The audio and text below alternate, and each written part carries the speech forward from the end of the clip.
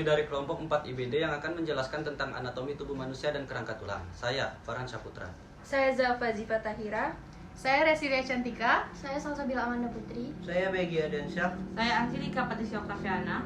Saya Nurul Fadila. Saya Melia. Saya Antika Putri. Ini adalah video yang akan kami tampilkan. Selamat menyaksikan.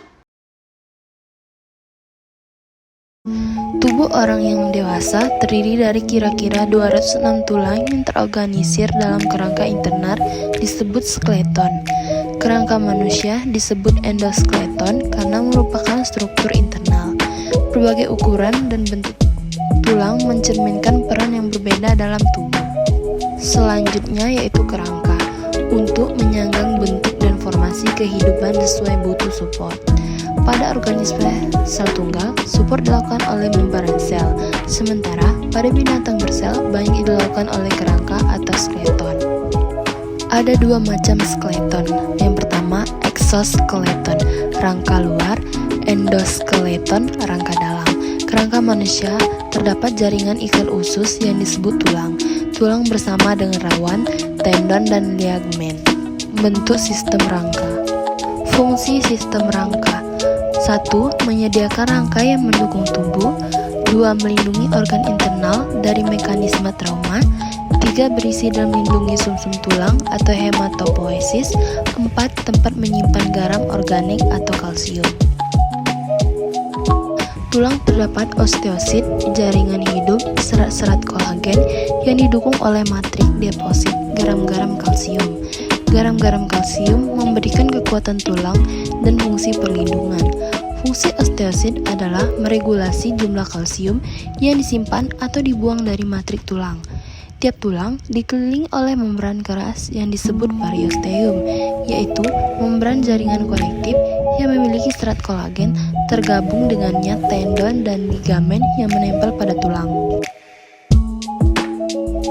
Berikutnya yaitu periosteum, berisi jaringan pembuluh darah yang mensuplai oksigen, syaraf-syaraf dan nutrisi ke tulang. Permukaan sendi dilapisi oleh rawan sendi yang memiliki permukaan halus untuk pergerakan. Di bawah periosteum terdapat tulang kompak yang kepadatan dan teksturnya sama dengan gading. Lapisan tebal dari tulang kompak memungkinkan tulang panjang mampu menahan tekanan yang diterima akibat tuburukan benda padat. Lalu, ada tulang kompak yang tersusun oleh lamella, yaitu tabung kristal mineral dan serat protein. Di pusat tabung terdapat saluran Heferesian, saluran yang berisi pembuluh darah dan syaraf. Pembuluh darah berjalan sepanjang saluran Heferesian yang saling terhubung membentuk jaringan yang membawa makanan menuju sel tulang hidup. Berikutnya yaitu tulang spons, adalah jenis jaringan tulang yang kedua, lapisan dalam dari tulang kompak.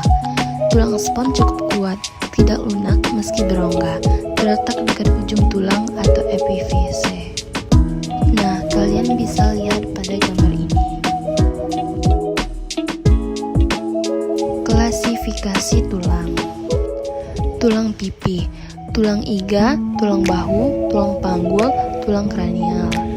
Yang kedua, tulang tidak beraturan, yaitu tulang vertebra, tulang wajah. Tulang panjang, tulang lengan, tangan, tungkai, dan kaki, selain tulang pergelangan tangan dan kaki. Tangkai tulang panjang disebut diaphysis, ujungnya disebut epiphysis. Tulang pendek, tulang pergelangan tangan dan kaki. Pertumbuhan tulang pada bayi yaitu intramembranous bone forming, yaitu pembentukan tulang dari tulang rawan utamanya pada tulang kranial. Yang kedua, endochondral bone forming. Pada tulang panjang, pertumbuhan tulang panjang terletak pada epiphysis atau lempeng epifisial atau lempeng pertumbuhan. Selanjutnya, pada usia 16-25 tahun, lempeng epifisial menutup sehingga pertumbuhan berhenti. Organisasi tulang. Terdapat 206 tulang yang membentuk rangka manusia, dibagi menjadi dua bagian. Yang pertama, the axial skeleton, kedua, the appendicular skeleton. The axial skeleton terdiri dari tulang tengkorak, tulang rusuk, dan tulang belakang. tengkorak tersebut 8 tulang kranial dan 13 tulang wajah, total 21. Telinga tersebut 6 tulang, di tenggorokan 1 tulang hyoid, total 7. Tulang belakang terdapat 7 servikal, 12 torakal, 5 lumbal, dan 5 vertebrae, bersatu menjadi 1 sakral, serta 4-5 bersatu menjadi 1 tulang coccygeus. Tulang rusuk terdapat 12 pasang atau 24 tulang dan 1 sternum. Berikutnya, the appendicular skeleton. Lingkar dada terdapat 4 tulang, anggota gerak bagian atas 60 tulang, total 64. Tulang tangan dan pergelangan 54. Lingkar panggul terdapat 2 tulang, anggota gerak bagian bawah 60 tulang, total 62. Tulang kaki dan pergelangan 54. Proses perbaikan pada tulang. Fraktur dan perbaikannya. Fraktur adalah tulang yang mengalami retak atau patah. Klasifikasi fraktur. Simple atau closed, bagian yang patah masih dalam posisi anatomi normal. Kerusakan jaringan sekitar sedikit. Yang kedua, kompon atau openet. Ujung patahan bergeser, menusuk kulit, kerusakan luas di sekitar pembuluh darah, saraf, dan otot. Oke, berikutnya adalah green stick. Tulang patah secara longitudinal, biasa pada anak kecil. Lalu, comminuted, 2 atau lebih titik patah menyebabkan beberapa fragmen tulang. Selanjutnya, impacted, ujung tulang yang patah terdorong ke tulang lainnya. Terus, spontan atau patologi, tulang patah tanpa trauma yang nyata. Biasanya disertai gangguan tulang atau osteoporosis. Proses perbaikan. Tulang yang patah harus diperbaiki agar dapat berfungsi normal kembali. Fragmen tulang yang mati dibersihkan osteoklas, melarutkan dan mereabsorbasi kembali garam-garam kalsium dari matrik tulang, pembentukan tulang baru. Osteoblast terdapat pada lapisan dalam dari periosteum, diaktifasi jika tulang mengalami kerusakan. Matrik tulang yang dihasilkan osteoklas berfungsi untuk menyambung kembali ujung tulang yang patah. Oleh karena banyak mengandung pembuluh darah, penyambungan terjadi sangat cepat. Fraktur sederhana dapat menyambung dalam waktu 6 minggu.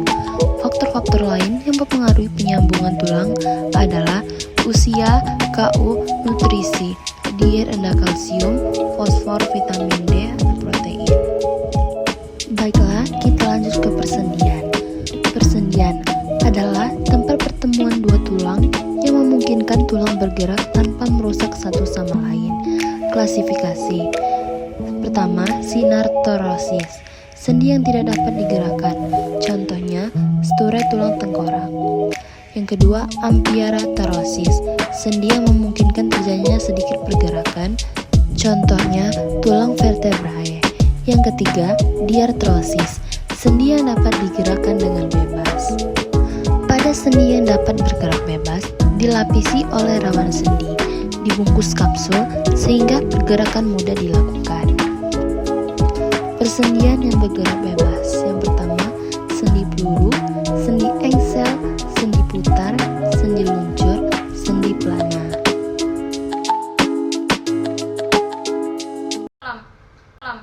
Inilah video yang kami tampilkan. Terima kasih. Wassalamualaikum warahmatullahi wabarakatuh.